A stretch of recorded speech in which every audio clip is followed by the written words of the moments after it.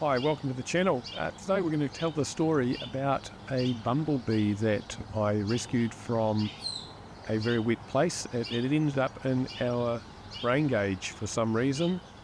Maybe it went in there for a drink of water, not sure, but anyway it was quite wet, and as you can see and as you probably know, bumblebees are furry or hairy, fluffy, whatever you like to call it. And they don't like water. So we rescued the bumblebee out of the rain gauge and put it on the ground, but it wasn't able to fly because its wings were all wet and stuck together. So we brought the bumblebee inside and put it in the sun, put it in a dry place. We gave the bumblebee some honey water, as you can see in that lid there, and it took a while for the bee to realise what the honey water was, or it wasn't hungry for it or something, but as you can see soon, it really gets into it and it rejuvenates its energy.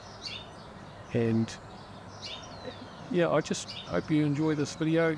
I'll let you just sit back and watch the close-up shots. You can see the structure of the bee, obviously 6 legs, wings, antenna out the front, and a really long tongue or eating tube, composite eyes, small head, and what are the other 2 things? If you could remember what the other 2 segments are, I think there's a thorax and an abdomen. I'm not sure. If that's right, please comment below. If you haven't already, please subscribe, and I hope you liked the recent honeybee capturing video. I really enjoyed the process of that and getting those close-up shots. If you enjoy this, please comment, and if you ever do see a bumblebee in need, then you can actually rescue them just simply by giving them a place to rest, a warm, dry place in the sun they really like, and some honey water. It's about 50% honey and 50% water. So you can see it's grooming itself there, just getting that water off it. So yeah, I quite like bees, and particularly bumblebees. I do remember rescuing 1 or 2 when I was a child, bringing them home, just let them crawl around on my hand. I have been stung by them. Got stung on the lip once. That wasn't such a good experience. However, you know, I guess that's what happens when you're running along with your mouth open. The bumblebee, was probably as surprised as I was. Anyway, I'm glad I don't have any pictures of that.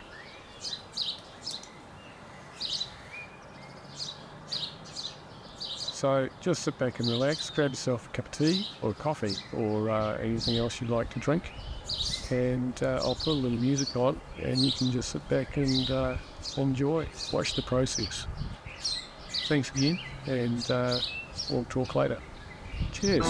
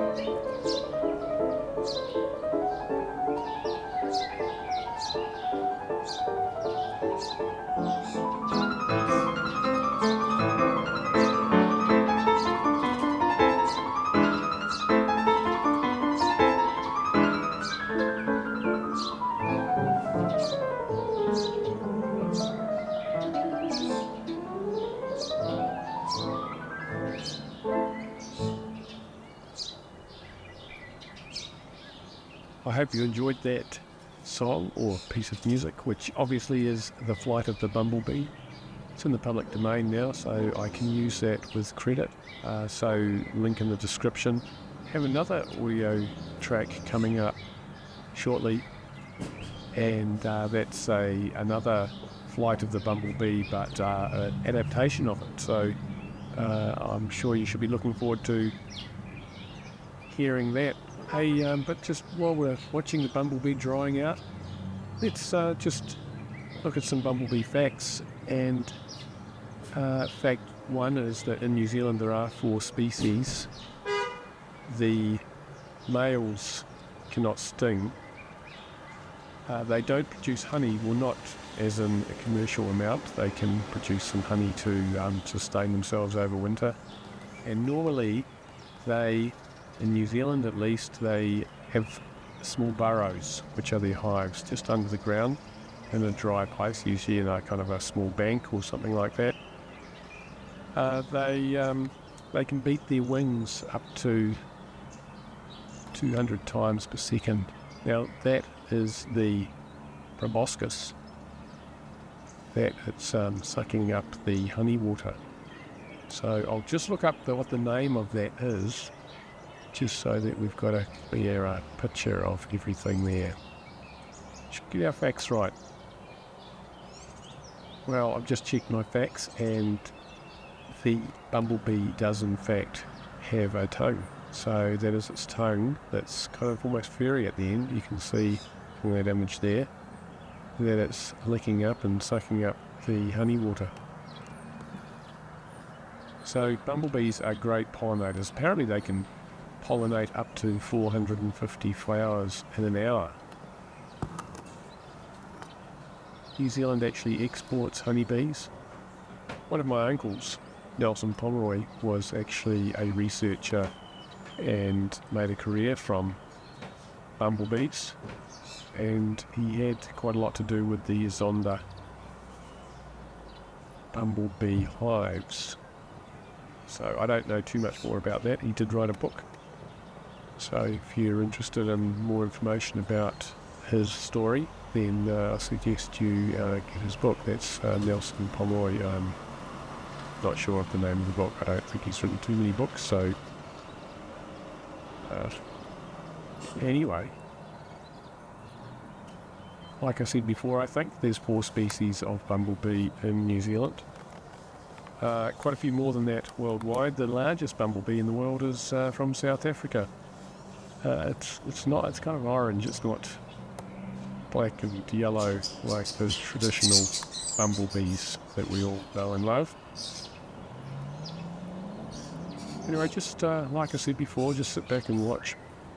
Hope that cup of tea is going all right, and we'll put some more music on so that you can enjoy the process of this bee recovering from his or her ordeal. The ordeal, as you know now, is getting stuck in a rain gauge. Not ideal. Apparently bumblebees get most of their fluid intake from nectar from flowers, although occasionally they do go to other water sources, so this may have been what this bumblebee was doing. Maybe there wasn't enough moisture in the flowers that he was pollinating, and if you can see, he's already gaining some energy, and yeah, he's looking better already. Look how fast he's moving. Good stuff. It's great to see this again. Unfortunately, of course, having too much energy and being a little disorientated isn't necessarily a good combination, so just kind of keep watching and see what happens. It does come to a good end, but there's a few hiccups along the way.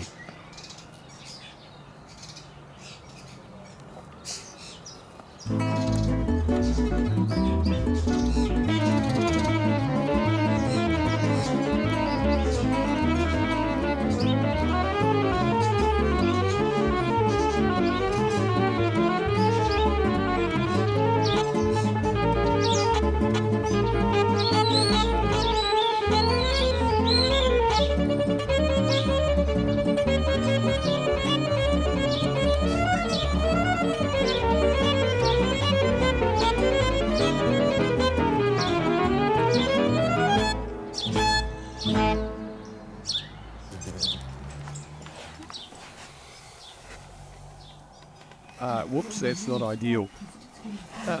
You noticed that his wings were working, but just wasn't enough to keep him in flight. He's okay. So what we've done now, or what we did now, is we put him on a rag and put him in a shoebox for the night because it was starting to get dark. We didn't want to put him out into the cold overnight, so we carefully put him into the box, get a few more close-up shots of him in there, and the next morning he was as right as rain. So he was happy as to just buzz off, as you would say. So all in all, a successful Save the Bumblebee. We don't know whether we've seen the same one since. Apparently they only live for 4 to 5 weeks, although I'm pretty sure the queens will live longer than that and hibernate over winter. So if you know a little bit more about it, or you've got a link to a lot of information, then that'd be great. I'd be happy to hear from you in the comments.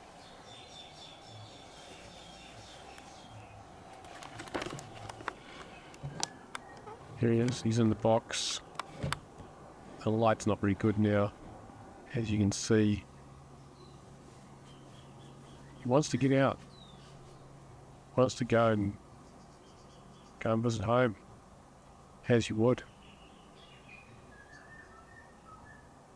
Anyway, I'll just let you finish watching this, and we've got the second part of that track coming up to finish as well. And hope you've enjoyed this. If you have, please give us a thumbs up. I've enjoyed the process of making this video, and I've really enjoyed watching the Bumblebee. So please check out my other content, and we'll see you in the next one. I'm glad you could join this journey. Catch you later.